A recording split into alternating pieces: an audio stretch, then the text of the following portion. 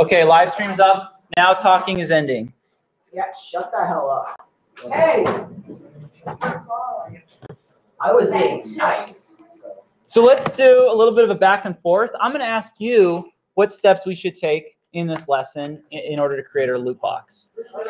So first thing is, we want to create some sort of box with some sort of functionality. Somebody tell me what's the first thing we should probably do? Take a cube, put a lid on it. I like that, but let's do that within something else. You know, something that's already coded. So what should we do? I know that should be shown. Yeah, that's a feature. What should we do as our first step in terms of development? Over there? What? No, okay, that's a feature. That's good. Let's say we want to just start with the box itself. How are we going to make this box? It'll be a static mesh for sure. We'll get to that. But we should probably make it a blueprint, right? Kind of the first start. So how do we make a blueprint? You hit add new. Blueprint class. Yep. And you choose actor, exactly. So everybody hit add new, blueprint class, actor. And name it, yeah, chest, or name it. I'm going to name it Lootbox. I'm not getting no life. Name it Money Scam.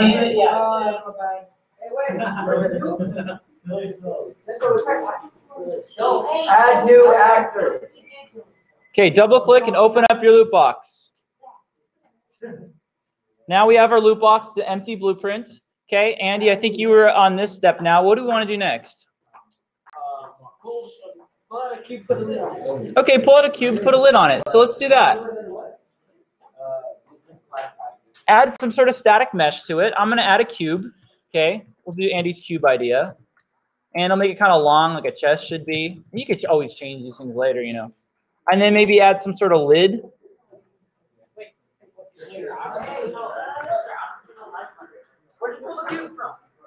There's a cube already in the project. Just add and then hit cube. Okay. And I'm going to make...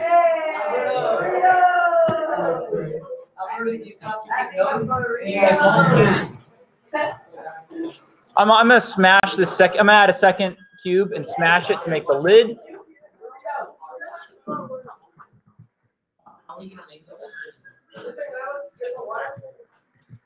Water? Sure, but you're going to miss this lesson. That's all right. I don't really care.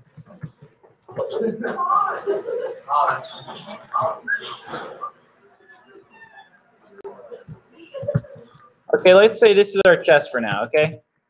And maybe for fun, I'm going to add a point light because I can make the point light color gold. And then I'll have like gold emitting from this chest.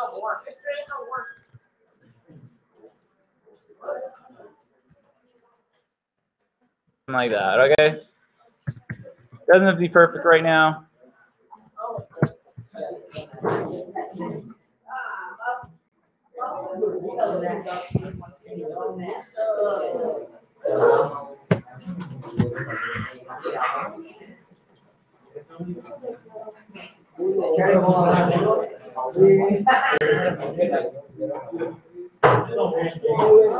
There's too much talking for me to continue this lesson. So I'm going to write this down as one warning.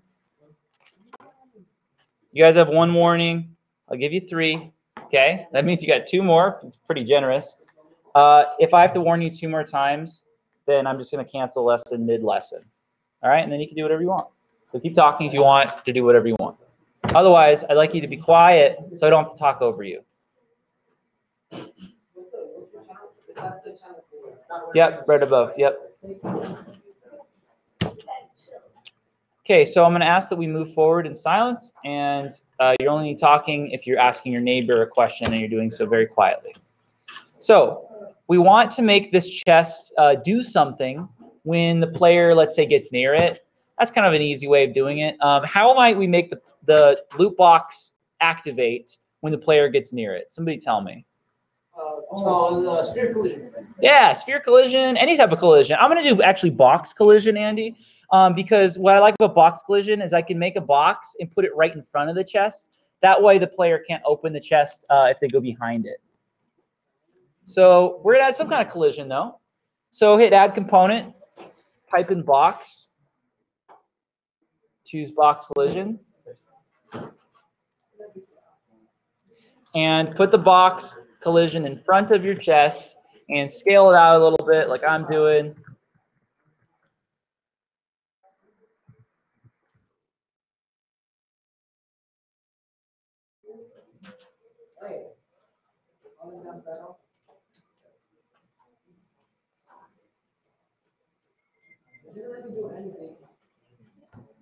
Okay, so put that box in front of your chest.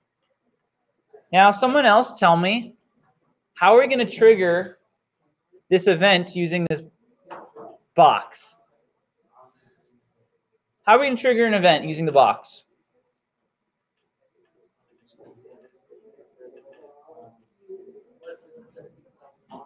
Andy, you suggested that we use a box. Why did you suggest that? Or we use a collision?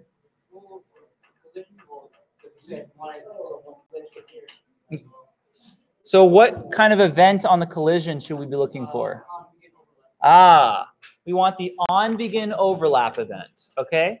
So with your box selected, the collision selected, right? Scroll down to the bottom of the details panel and you see the events for that object. Where it says on component begin overlap, that's the event you want. So click the plus icon for that event and then go to your event graph. We want the event on component begin overlap.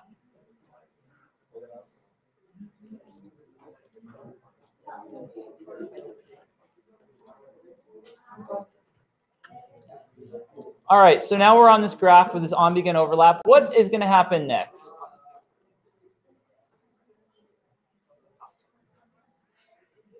Hey guys, this is going to be warning number 2. Also, there's music being played right now, and I'd like you to turn that off because it shouldn't be happening during the lesson. Appreciate it. Thank you. All right, that's warning number 2. If I have to warn you guys one more time, be quiet. We'll just cancel a lesson mid-lesson. You'll be behind the other periods in this. So now, we have on component begin overlap. We have box. What is the next thing that we're going to do here? What's the next node? Someone tell me. Player or something like that? Player. So why are you saying player? Because you said you wanted so when they walk in front of you. Exactly. We want to know that it's the player that's overlapping this box because our floor is overlapped. There's a lot of things overlapping it. You want to know that when the player overlaps it, that's when you trigger the loop box to open and do all of its code. So we want to drag off of this thing that says other actor on the begin overlap event. So drag off of other actor and type in, well, what's our player going to be in this case? Third person character, yeah. So type in third person character and then it'll cast to third person character. Okay. If you're doing a first person character project, you'll be typing in first person character. If you're doing the side scroller project, you'll be doing side scroller character. But okay, it's just asking for what the blueprint is that's supposed to be overlapping this. In this case, whatever blueprint your player is using.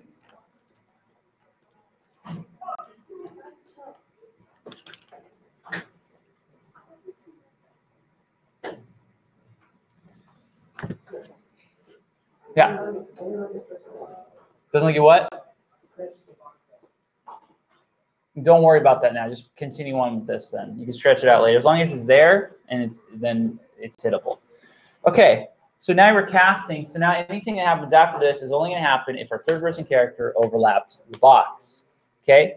First thing we can do for our box is why don't we spawn like a big explosion or something, right? That's a good kind of like, hey, you found the box and open sort of thing. Also let us know if our code's working.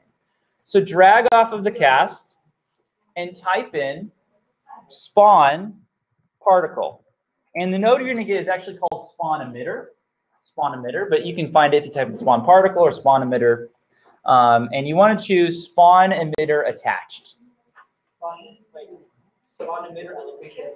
No, do spawn emitter attached. Yeah. Either one will work, but we're doing attached. Okay. Spawn emitter attached. Now, where it says emitter template, that's the particle you're spawning. Click on that and type it, and choose whichever one you want. I'm going to choose the explosion particle. Okay. And for fun, you have these other settings here, location, rotation. I'm going to set the scale of my particle to like 3 on all these numbers. That way it's like a lot larger.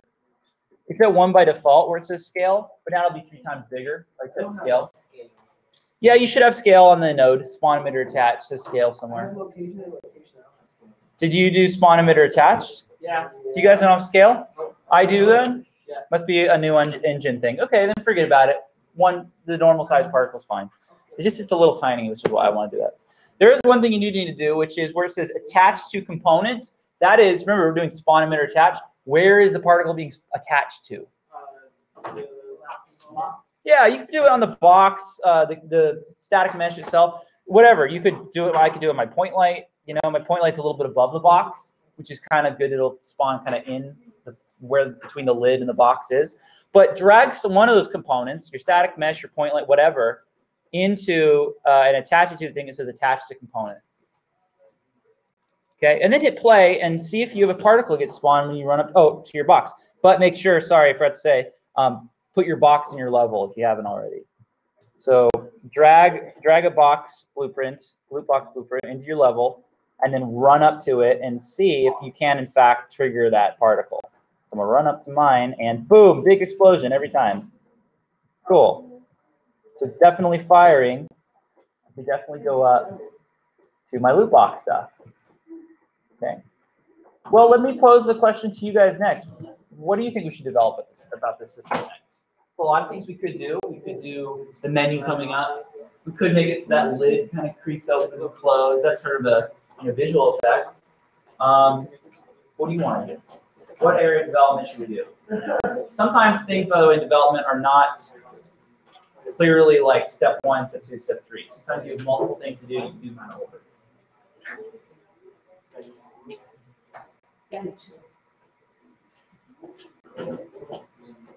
Yeah. Makes things come out of it.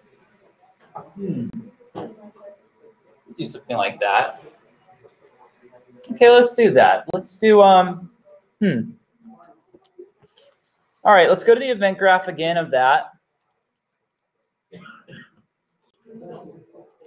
Let's right click and let's type in spawn actor of class. Spawn actor. And choose spawn actor from class. Okay.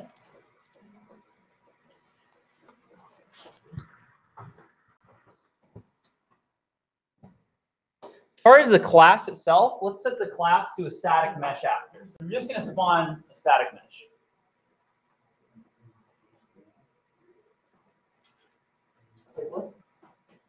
We're now doing the spawn actor from class node. So that's the next node. Okay, and we've attached it to happen right after our particle spawned.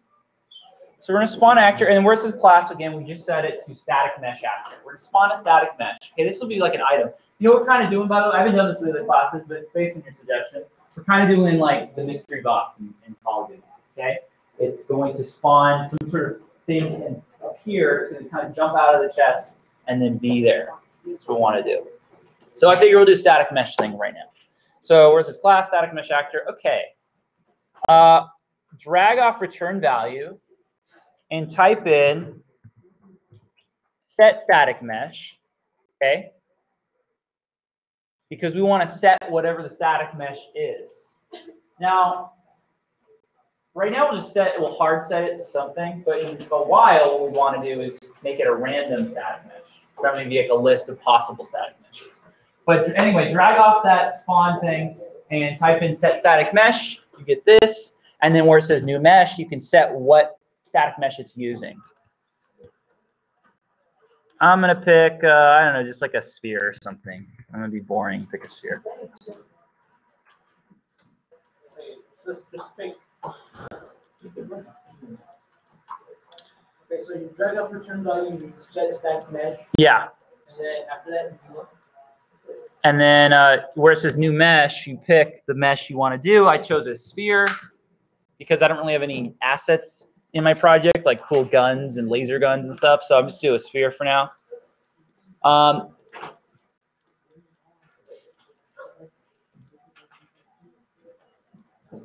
Yeah, go ahead. Okay, so if you hit compile right now, your spawn actor is going to return an error because you haven't plugged anything into the transform of the static mesh actor. Who knows what a transform is?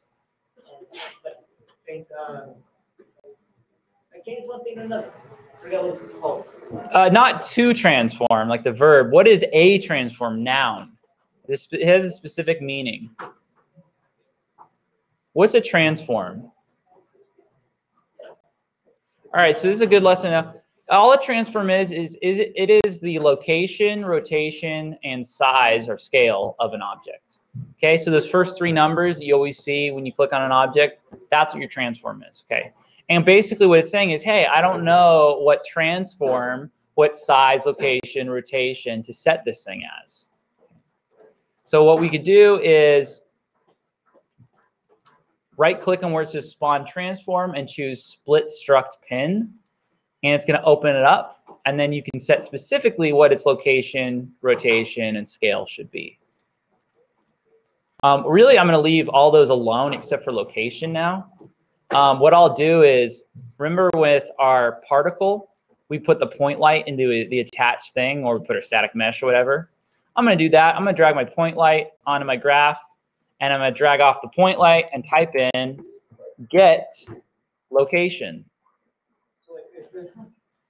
And I could plug the get location into the spawn transform location so that it will spawn exactly where my point light is.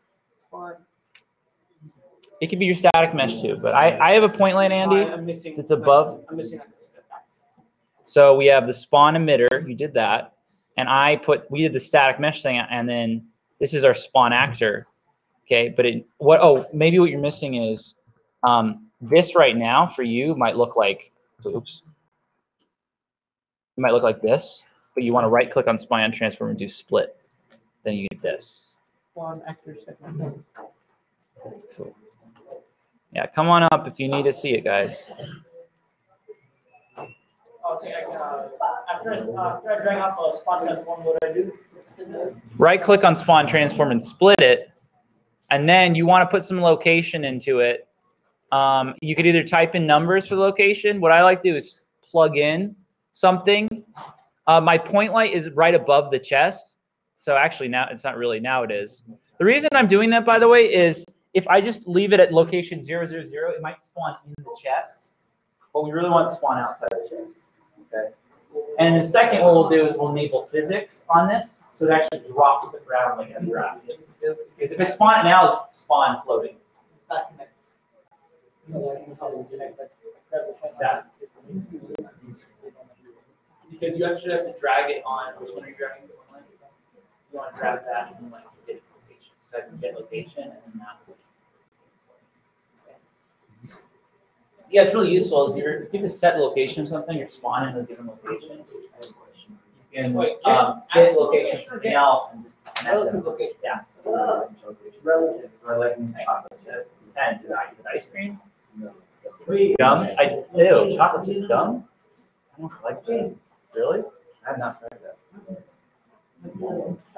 Was that an offer? Yes. Or was it a bribe?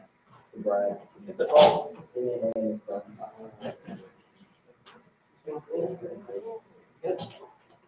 Okay, so I'm gonna hit play and I'm gonna see if this thing spawns at all. All right. I should have a sphere that spawns when I run up to it.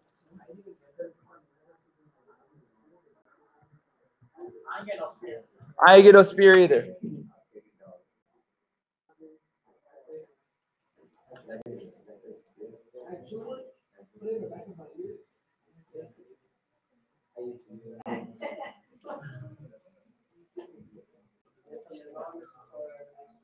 Let's see. Make it in the sphere. Why?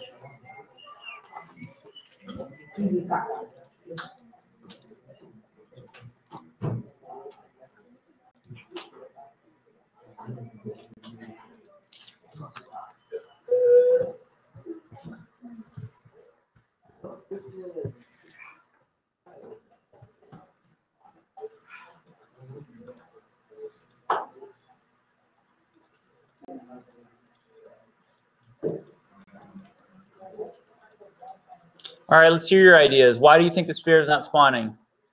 Because you haven't linked it to the box.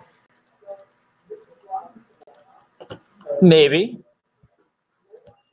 There's no actual sphere. There's not mentioned. Maybe. Bear in mind, I don't know the answer to this question yet. You can do this like for us. No, I'm riffing. He over there suggested we spawn things in space, so I decided to go this way, this route. So we're figuring it out right now. So I'm trying to see.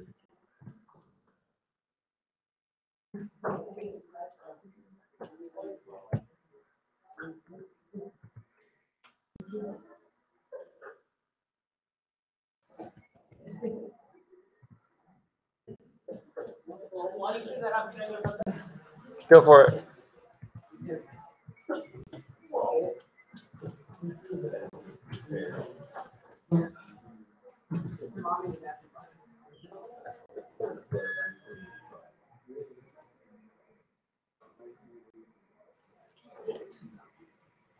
Okay, so it might not be spawning because some property of static meshes, perhaps. The fire extinguisher is here to the little fire extinguishers. Oh, all right. So the static mesh, guys, might be the reason why we're not actually getting this to appear. If we create a blueprint class and we spawn the blueprint, I think it might work. So I'm going to do that. I'm going to go to add new blueprint class actor. I'm going to name it, you know, spawned weapon. And I make that thing have a shape. Give it a static mesh.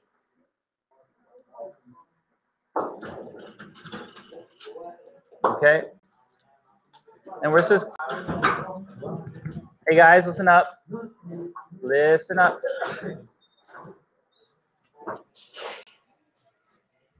I'm going to now spawn the actor, see if that changes it.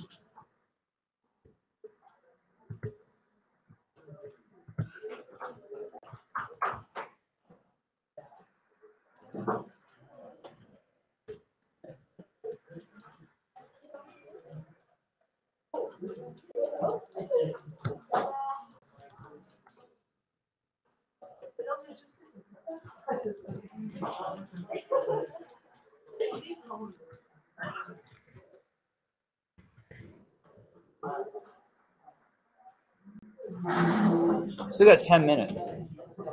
We got 10 minutes. You can sit down.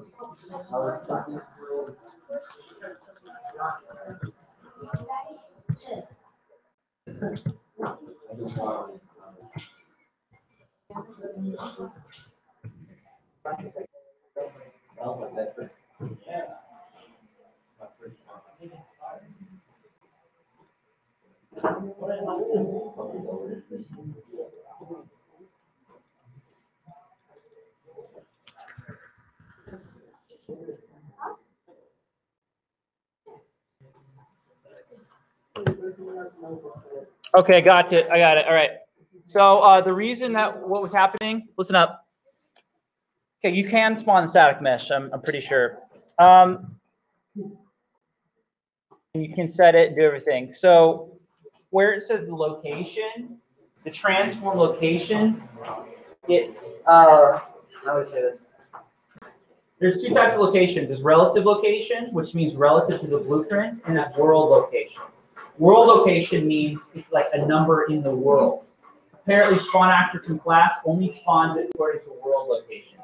So all you need to know is you want to attach it to your point light, drag off the point light, or the static mesh, and instead of typing in relative location, getting its relative location, get the point light's world location and plug that into the location for the spawn, and then that'll work. What are we typing?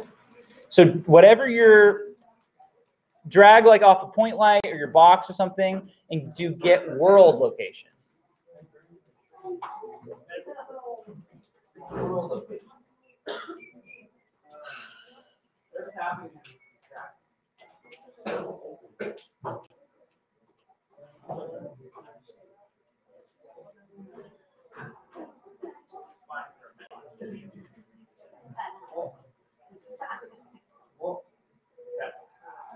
So get world location, and it will spawn, because when I go up to it, you'll see I change it back to like a cube thing. Or here, I'll do static mesh. I'll do the sphere. Oh, what the heck? He grew. I didn't get it.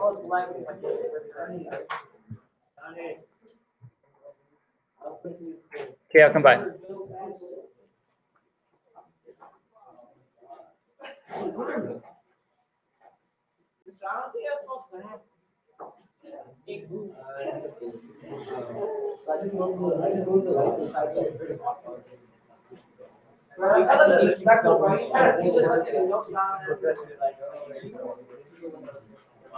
Hey, turn the games off, bro.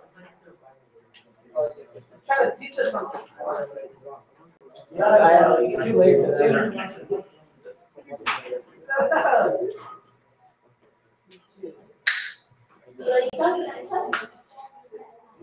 I did it, but I don't know if I did it right.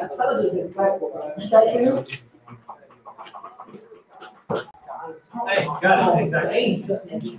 Now the next thing we can do is we can drag off the thing that's being spawned and type in set physics enabled. Okay? Drag off the thing that's being spawned, type in set physics enabled, and what you can do is check mark set physics, right? And this is going to enable the gravity. So I guess you just do set enable gravity, probably would work. And then check mark it, drag off the thing that spawned, return value, and now pull up a set enable gravity node. That way your thing falls when it comes out. At least we hope.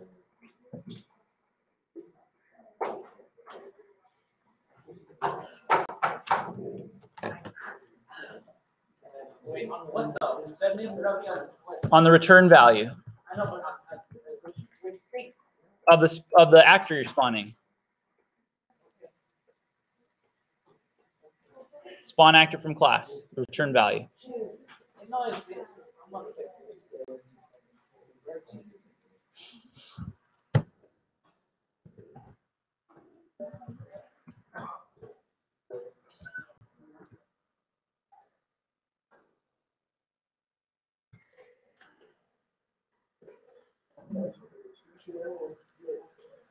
All right, that was a lot of lesson packed into a short amount of time.